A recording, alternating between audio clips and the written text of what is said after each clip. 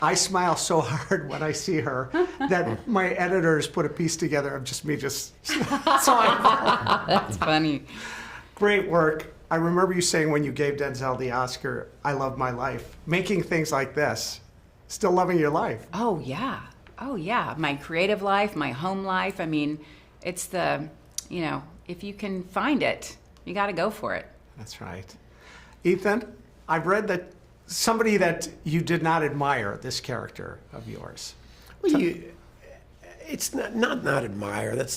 I shouldn't have phrased it like that. It's that there are aspects to that character that I relate to a lot that I don't like very much.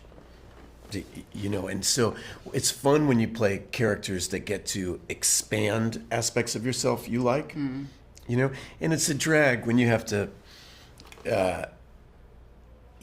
it's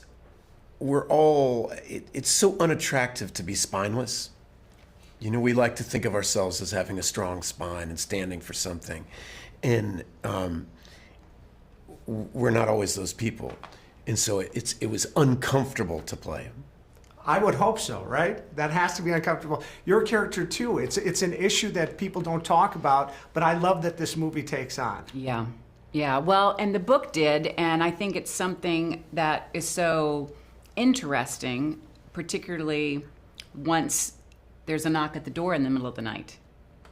There's this whole movie that happens, and then there's the knock at the door, and then a whole other movie emerges, which I think is really cool. And then you have that very odd night, and you start to see a lot more of who these four people are. And then the light of day comes, and you add the phones and all that stuff kind of like really television being shut down, and it takes off on a whole new level. So there's just so much going on. It's really quite the thrill ride. It is, and we were talking about it with Mahershala. He said it's a disaster movie, but it can be a disaster movie, but without these relationships and the interaction of these characters, it just takes it to another level.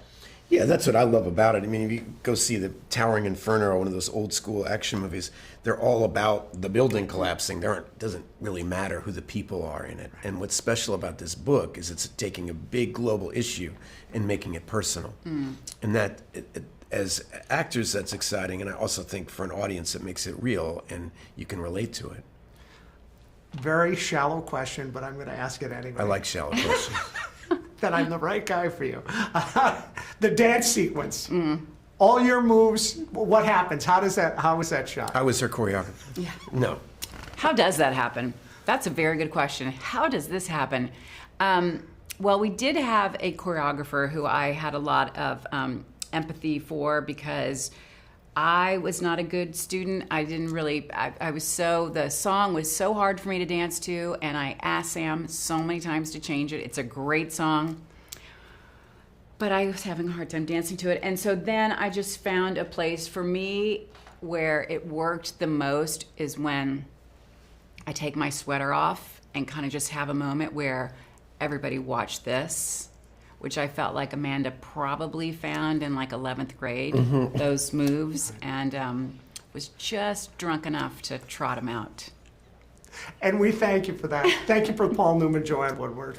You're welcome. You continue to bring me joy. Thank you. Bye, everyone.